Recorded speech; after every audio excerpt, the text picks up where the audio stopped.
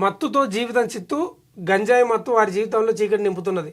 అంతేకాకుండా మత్తులో లైంగిక దాడులు, హత్యలు, దారి దోపిడీలే కాకుండా చివరకు ఆత్మహత్యలకు సైతం పాల్పడే స్థితికి చేరుకుంటున్నారు. యువత లక్ష్యాన్ని మరిచి మత్తులో జోగుతున్నారు. సులువుగా సంపాదించేందుకు మత్తు పదార్థాల విక్రేతలుగా మారుతున్నారు. సరదాగా ప్రారంభమైన అలవాటు వ్యసనంగా మారుతుంది. గంజాయి మత్తుకు అలవాటు పడి నేరాలకు తెగబడుతున్నారు. ఇటీవల జరుగుతున్న చాలా నేరాలకి ఈ మత్తే ప్రధాన కారణం. ఈ మత్తులోని యువత గొడవలు, కొట్లాటలకు ఎగబడుతున్నారు. వీటిని అరికట్టాల్సిన పోలీసుల్లో కొందరు ఉదాసీనంగా వ్యవహరిస్తుండటంతో విజయవాడలో శాంతి భద్రతలకు విఘాతం కలుగుతుంది. విద్యాబుద్ధులు నేర్పాల్సిన విద్యాలయాల్లోకి సైతం ఈ విషపు మత్తు ప్రవేశించింది. నగరాల నుంచి పట్టణాల నుంచి పల్లెలకు సైతం గంజాయి మత్తు చేరి ఎందరో కుటుంబాల్లో చిచ్చు పెడుతున్నదంట. ప్రధానంగా మనం చూసుకుంటే గంజాయి మెట్రో నగరాలకే పరిమితమైనది, కానీ ఇప్పుడు అంత పాకింది.